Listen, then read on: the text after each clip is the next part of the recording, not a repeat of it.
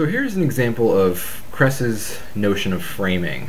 Framing, again, being how we essentially order and contextualize our world, right?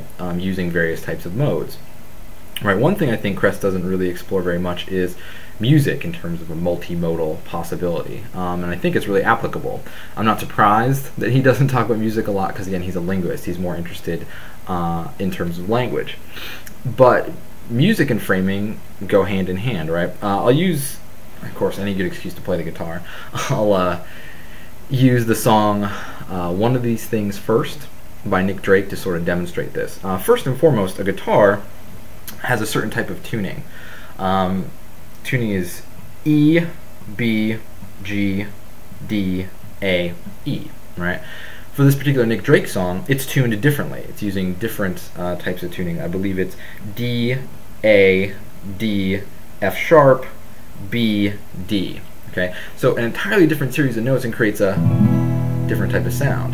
In addition to that, we have this right here, this little thing called a capo up top here. It's kind of hard to see.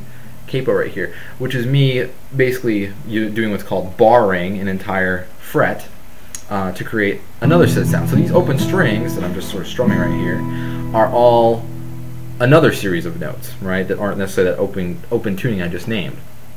So we're sort of 2 degrees of separation away from maybe the original conceptual, kind of way in which a guitar is supposed to sound or be played or whatever. So that clearly has a change on the meaning, right? The other thing too is how one would decide to play a song, right? So for example, Nick Drake's song, if I were to just strum it, he does a lot of finger picking, so he uses his fingers to play each of the strings. If I were to just strum it,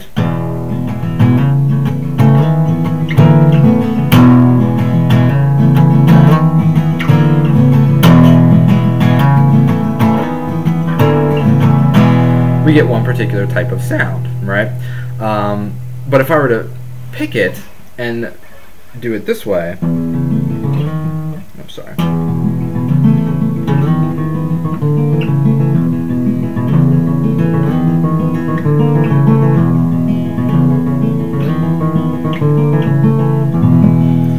If I were to do that, we get a whole nother type of sound, right? Maybe a little bit more.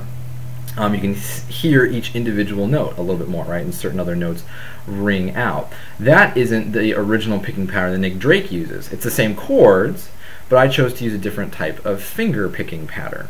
So that might change the meaning as well. I'm framing things in a different way, right? Which is, I think, one of Kress's interesting points that he doesn't necessarily bring out in the context of either text or in the context of particularly text versus images.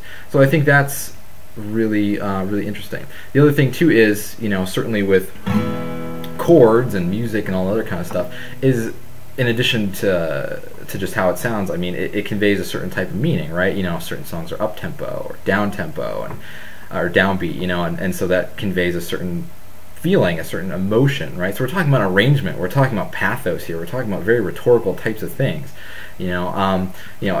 so like just strumming those open chords, open strings rather, that makes up what's called a major chord. And major is usually, those of you that maybe have taken music in any context before, is that happy sounding chord. That's how a lot of music teachers describe it. It's a happy sounding chord, right? Just by the way the notes are arranged, right?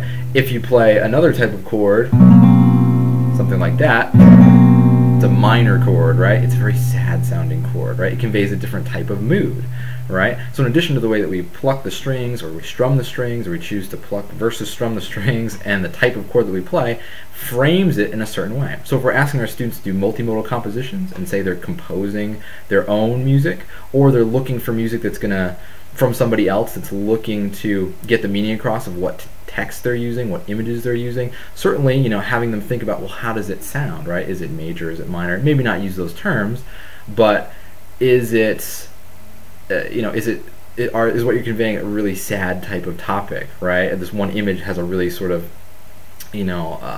sad image, whatever. You might have a song that is in a minor chord, a minor key, and students kind of intuitively know this, right? But if you can get them to think about it in terms of a full grasp of what multimodality is, then I think it's that much better. So that's just a little bit of a demonstration musically of Kress's notion of framing.